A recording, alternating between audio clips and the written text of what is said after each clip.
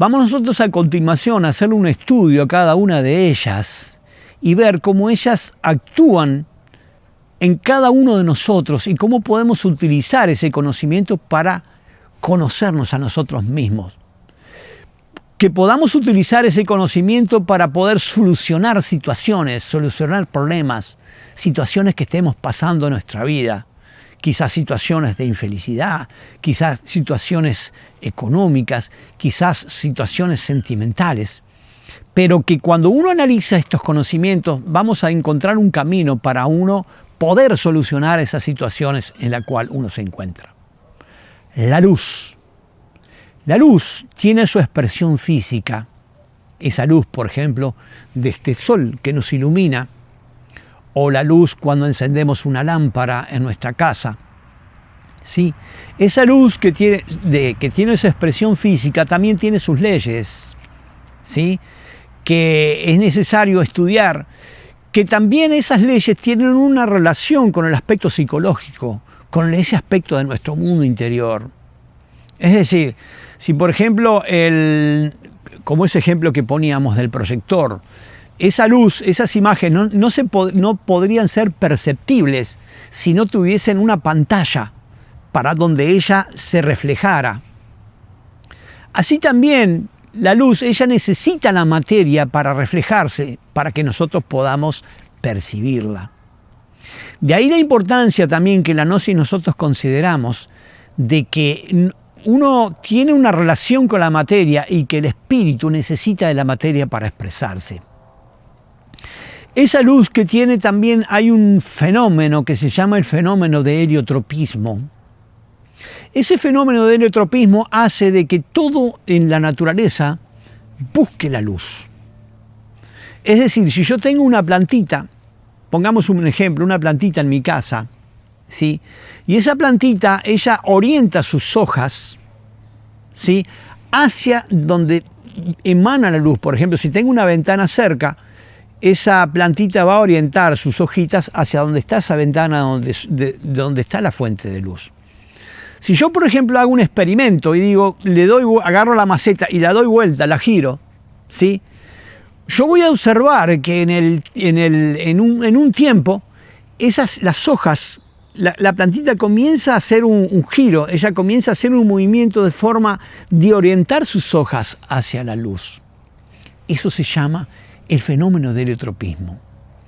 Ese fenómeno de heliotropismo también se da en cada uno de nosotros. Si yo les pregunto a usted, ¿por qué usted está mirando, asistiendo a esto que yo estoy hablando en estos momentos y que estamos compartiendo en estos momentos? ¿Qué es lo que lo llevó a usted a estar, digamos, mirando y analizando estas enseñanzas que estamos compartiendo? Pues la respuesta está en ese fenómeno del heliotropismo. El fenómeno que nos hace a los seres humanos buscar la luz. Pero no es, digamos, no es solamente la luz física, sino también la luz de la conciencia. Por eso de que esa luz interior, se habla mucho de esa luz interior que uno tiene que buscar. Como por ejemplo, hay una famosa frase sufí de ese gran sabio Rumí, que él decía de que todos somos una estrella con piel. La luz que tú buscas está en tu interior. Ya los evangelios decían, la luz vino a las tinieblas, pero ellas no la comprendieron. Es decir, que aquí, en estos pensamientos de estas dos religiones, de estas dos formas religiosas que hemos nombrado, encontramos que la luz, esa relación entre la luz y la conciencia, que la luz nos lleva a nosotros a ese conocimiento interior. Ya vimos nosotros que esas tinieblas no es ni más ni menos que el agregado psicológico, el yo psicológico, ese subconsciente que cada uno de nosotros tiene, que son nuestras tinieblas. Entonces, esa luz de la conciencia produce ese fenómeno de iluminar a esas tinieblas, para que de esa forma nosotros podamos lograr el autoconocimiento. Es ese mirar hacia nuestro interior, observar hacia nuestro interior, que nos permite arrojar luz sobre nuestras tinieblas Y de ahí aparece un fenómeno que se llama comprensión. ¿Sí? Por eso es que el fenómeno de la comprensión es un fenómeno propio de la conciencia, de la luz de la conciencia. Por eso que cuando uno tiene una situación, lo que uno tiene que es, antes que resolver un problema, primero uno tiene que comprender, o sea, arrojar luz sobre esa situación, que en realidad esa situación serían esas tinieblas que nosotros están expresando. Es decir, el calor, como otra expresión de estas tres fuerzas primarias. El calor es lo que le da expresión a la vida. Si nosotros vemos en la naturaleza, hay plantas, por ejemplo, que un helecho, que quizás en el hemisferio sur, en Sudamérica, puede tener un cierto tamaño, como una plantita, por ejemplo. Existe un helecho que es el helecho macho, por ejemplo, que en el sur, él tiene una forma, él se presenta como una plantita, ¿sí? Pero si nosotros vamos al Ecuador, por ejemplo, ese mismo helecho prácticamente tiene la forma de un árbol, porque el calor es lo que le da expresión a la vida. Hay una palabra o una, digamos,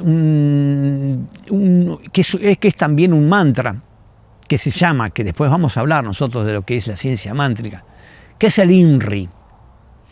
Esas palabras que aparecían en la cruz cuando Cristo fue crucificado.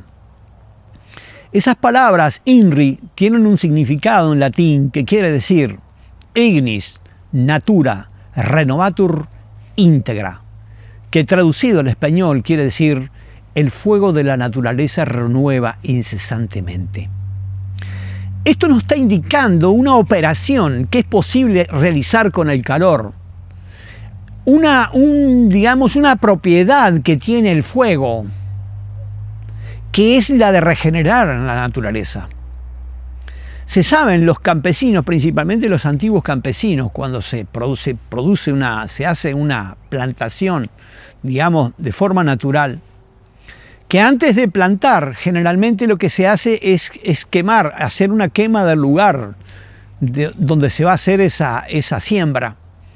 De forma de que ese fuego lo que hace es quemar todo lo que son las malezas, las hierbas que pueden llegar a obstaculizar esa siembra que se va a hacer en ese lugar. De esa forma hace que esa tierra, ese lugar se regenere, ¿sí? De esa forma se prepara la tierra para que esa semilla pueda germinar. Eso también tiene una connotación en cada uno de nosotros, que ese fuego interior que cada uno de nosotros tiene, ese fuego cuando correctamente canalizado, podemos utilizarlo para nuestra regeneración física y psicológica. Es la forma como podemos vencer nuestros miedos, nuestra envidia, nuestro orgullo, nuestros celos, etc. Toda esa gama de condicionamientos de tipo psicológico que no permiten que podamos avanzar en ese autoconocimiento. A través de la canalización correcta de ese fuego interior, a través de la ciencia transmutatoria, que es la ciencia alquímica, que podemos canalizar correctamente ese calor, ese fuego interior. Tenemos el sonido como tercer fuerza, como tercer aspecto de esas tres fuerzas primarias. El sonido es lo que sustenta toda la creación. El sonido es lo que existe en toda cosa que se mueve, todo animalito que se mueve, toda persona, cada uno de nosotros al movernos. Por eso es que el sonido es coesencial con el movimiento. Todo lo que se mueve suena. La sangre circulando por nuestro organismo emite un sonido. El electrón girando alrededor del núcleo del átomo también emite un sonido. Las aves en su vuelo, en su trinar, emiten sonidos. Al mover sus alas también emiten sonidos. Todos los seres vivos emiten sonidos en esa actividad propia de la vida. La nota síntesis de todos esos sonidos, eso determina una nota síntesis que los antiguos pitagóricos llamaban determinaban lo que se conoce como la música de las esferas. Esa música de las esferas es la que sostiene al universo. Esa música de las esferas es la que hace que todos los planetas giren alrededor del Sol, cada uno en su órbita, sin salirse de ella y sin chocarse entre ellos. Esa música de las esferas es la que sostiene el universo. Es decir, el sonido tiene ciertas características que es necesario que nosotros comprendamos. Por ejemplo, el sonido, cuando uno emite un sonido, él crea formas geométricas en el espacio. Se plasman formas geométricas en el espacio. Esas formas geométricas luego se llenan de energía, de materia cósmica, produciendo ciertas formas en otras dimensiones. Decía Platón que el verbo mal utilizado causa un daño al alma, le causa una herida al alma. Eso decía Platón. Es decir, que debemos nosotros aprender a utilizar nuestra palabra, a recuperar el poder del verbo. Si nosotros vemos en la humanidad, por ejemplo, antiguamente vemos que la palabra tenía más valor. Antiguamente, por ejemplo, hace unos 50 años atrás, cuando dos personas iban a hacer una transacción comercial, era suficiente con el compromiso de la palabra. Hoy en día ya no es suficiente la palabra. Hoy en día hay que hacer contratos y más contratos, tener garantías y más garantías para poder hacer una transacción comercial. ¿Por qué? Porque se ha perdido el valor de la palabra, el poder. La palabra ha perdido su poder. Eso es una de las cosas, uno de los capítulos muy importantes que tiene que, dentro de ese trabajo interior, que es recuperar el valor de la palabra. Y para recuperarlo tenemos nosotros que cuidar lo que uno habla. Así como hay por ejemplo, si pensamos nosotros en un gran transatlántico, ¿sí? Hay un pequeño dispositivo que es el timón, que es el que hace que esa gran masa tome una dirección u otra. De la misma forma, una persona tenemos nosotros un pequeño dispositivo, ¿sí? Que es el que dirige nuestra existencia y que es nuestra lengua. Por eso que los sabios dicen que somos dueños de lo que callamos y esclavos de lo que hablamos. Es decir, es muy importante que nosotros aprendamos a cuidar el verbo. Y eso, miren, eso es algo que nos va a llevar mucho estudio, mucho análisis, mucha observación hacia nuestro interior, mucho arrojar luz hacia nuestras tinieblas. Hablábamos de esa nota síntesis, de esa nota clave. Cada uno de nosotros tiene su nota clave, su nota síntesis. Que si, por ejemplo, algún músico, por ejemplo, con algún instrumento, quizás imaginario, diera con esa nota clave particular, nos desintegraríamos, quedaríamos completamente desintegrados. Por eso de que cuando, por ejemplo, en el ejército saben que cuando va un escuadrón en formación, ¿sí? Por ejemplo, por una carretera, cuando ese escuadrón va a cruzar un puente, se les ordena romper filas. Esas son cosas que se manejan. ¿Por qué? Porque si ese movimiento armónico de ir en formación, toda esa cantidad de personas, eso pueden dar con la nota clave del puente y lo pueden romper, lo pueden rajar, lo pueden desintegrar. Es decir, cada uno de nosotros tiene su nota clave. Esa nota clave, esa nota síntesis que nosotros cargamos en nuestra vida, que es también la que determina cada uno de nuestros actos y cada una de las situaciones en las cuales nosotros vivimos. Si, por ejemplo, una persona es adinerada o le va bien en la vida, es porque su nota clave lo determina, porque eso, por una afinidad vibratoria, ¿sí? Atrae situaciones que hace que, esa persona tenga un buen pasar en la vida.